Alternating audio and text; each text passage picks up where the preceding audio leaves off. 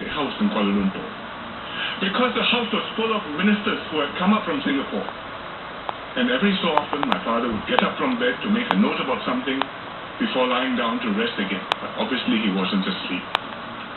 And the date was 7th of August, 1965. 2 days before separation.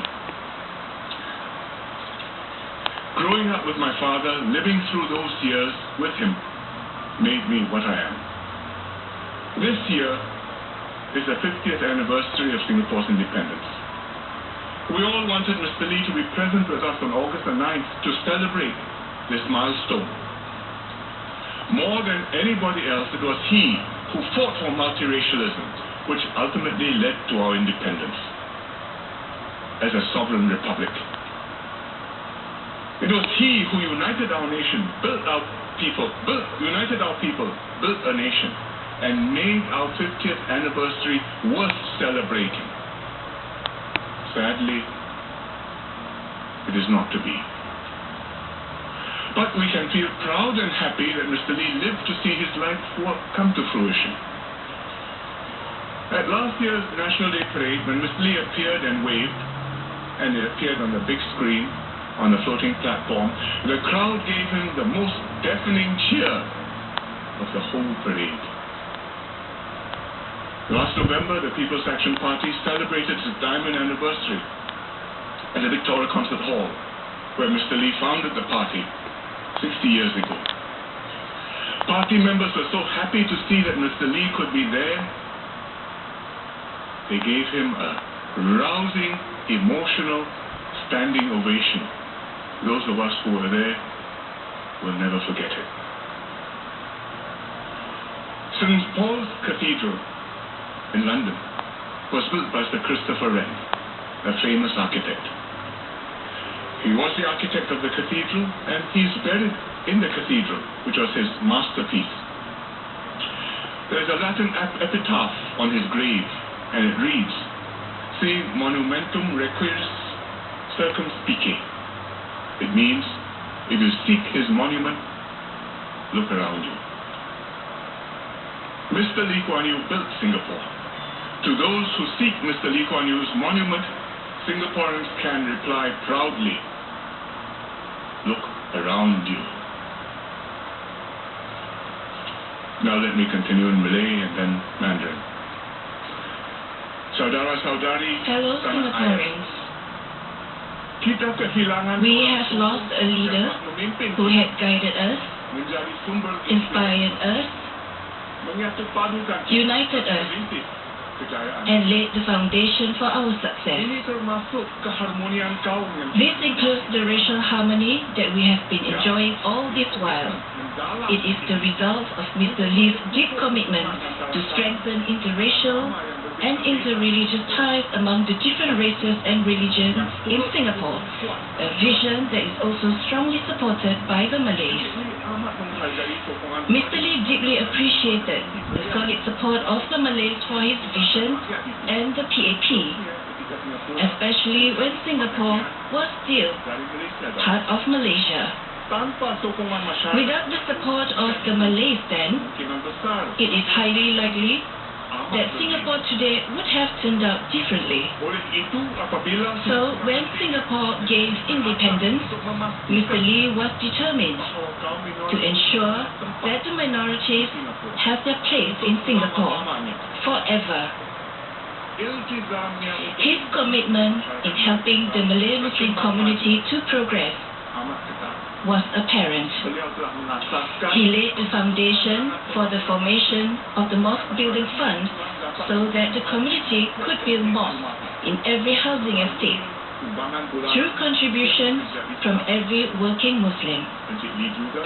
Mr. Lee also believes that education is the main key to uplift the Malay community.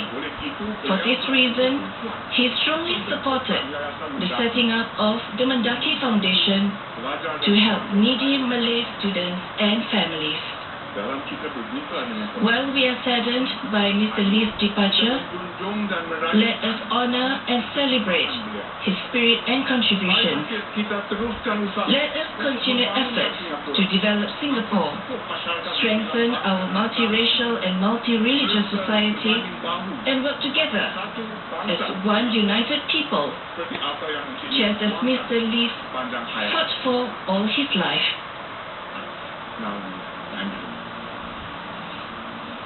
Singapore's development and success were inextricably linked to Mr. Lee's personality and ideals. If Mr. Lee and his colleagues had chosen a different path, or did not have the vision and determination to fight for and defend Singapore's independence, Singapore would definitely not be what it is today. Mr. Lee gave his all and worked hard to build Singapore. His motto was, for Singapore to continue to thrive, we must always be vigilant and never rest on our laurels.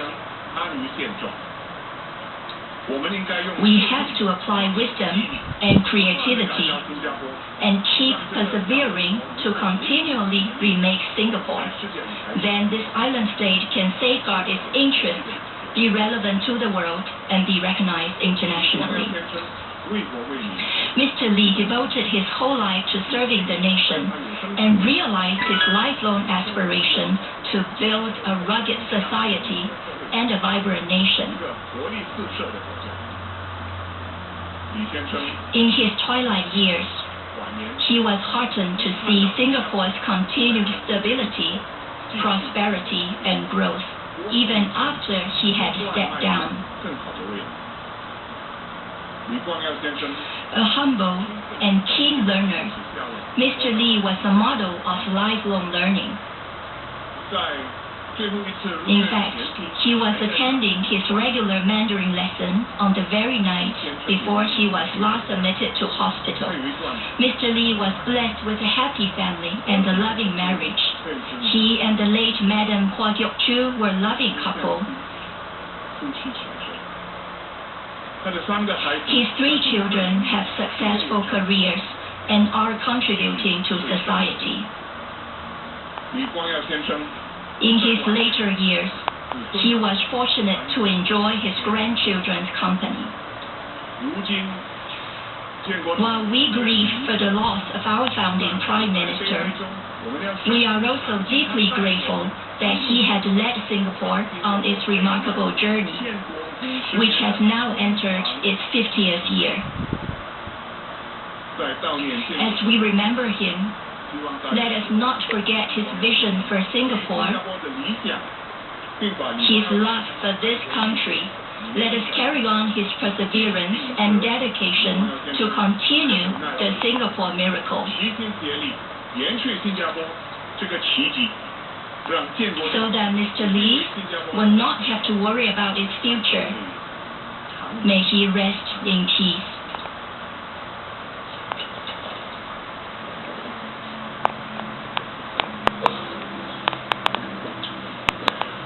I said, the light that has guided us all these years has been extinguished.